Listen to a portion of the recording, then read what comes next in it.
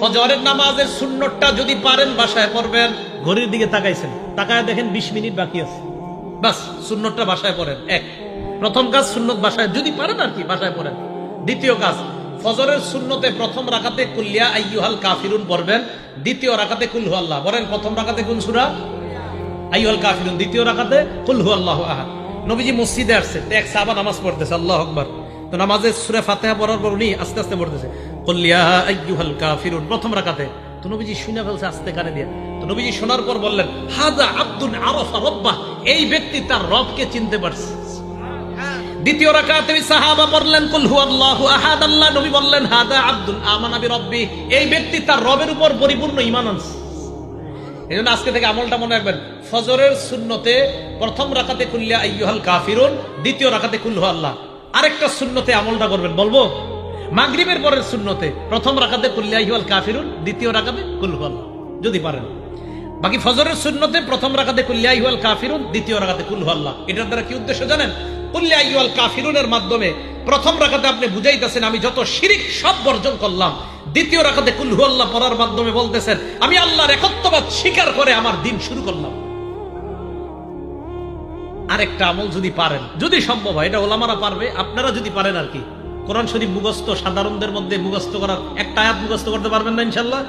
সূরা বাকারার 136 নম্বর আয়াত ফজরের প্রথম রাকাতে মাঝে মাঝে, সূরা বাকারার 136 নম্বর আয়াত, আল্লাহ বলেন কুলু আমান্না বিল্লাহি ওয়া মা উনজিলা ইলাইনা ওয়া মা উনজিলা ইলা ইব্রাহিমা ওয়া ইসমাঈলা ওয়া ইসহাকা ওয়া ইয়াকুবা ওয়াল আসবাতি ওয়া মা উতিয়া মূসা ওয়া ঈসা ওয়া মা উতিয়ান নাবিয়্যুনা মির রাব্বিহিম লা নুফাররিকু বাইনা আহাদিন মিনহুম ওয়া নাহনু লাহু মুসলিমুন। এটা এক রাকাতে, ফজরের প্রথম রাকাতে। ফজরের নামাজের দ্বিতীয় রাকাতে পড়বেন সূরা আলী ইমরানের 64 নম্বর আয়াত। ওই আয়াতে আল্লাহ পাক রব্বুল আলামিন বলেন কুল ইয়া আহলাল কিতাবি তাআলাউ ইলা কালিমাতিন সাওয়াইন বাইনানা ওয়া বাইনাকুম আল্লা না'বুদা ইল্লাল্লাহ ওয়া লা নুশরিকা বিহি শাইআ ওয়া লা ইয়াত্তাখিযা বা'দুনা বা'দান আরবাবাম মিন দুনিল্লাহ ফাইন তাওয়াল্লাউ ফাকুলু আশহাদু বিআন্না মুসলিমুন। ফজরের প্রথম রাকাতে কুল ইয়া আইয়ুহাল কাফিরুন, দ্বিতীয় রাকাতে কুল হু আল্লাহ। যদি পারেন মাঝে মাঝে প্রথম রাকাতে সূরা বাকারার 136 নম্বর আয়াত, দ্বিতীয় রাকাতে সূরা আলী ইমরানের 64 নম্বর আয়াত। তাহলে এবার আসেন, প্রথম গেল ফজরের সুন্নত, বেশি সময় থাকলে ঘরে পড়ে নেবেন। দ্বিতীয় নম্বরে গেল প্রথম রাকাতে কুল্লিয়া আইয়ুহাল কাফিরুন, দ্বিতীয় রাকাতে কুল হু আল্লাহ। যদি পারেন মাঝে মাঝে প্রথম রাকাতে সূরা বাকারার 136 নম্বর আয়াত, দ্বিতীয় রাকাতে 64 নম্বর, মুসলিম শরীফের হাদিসে আছে আলী ইমরানের 64 নম্বর আয়াত।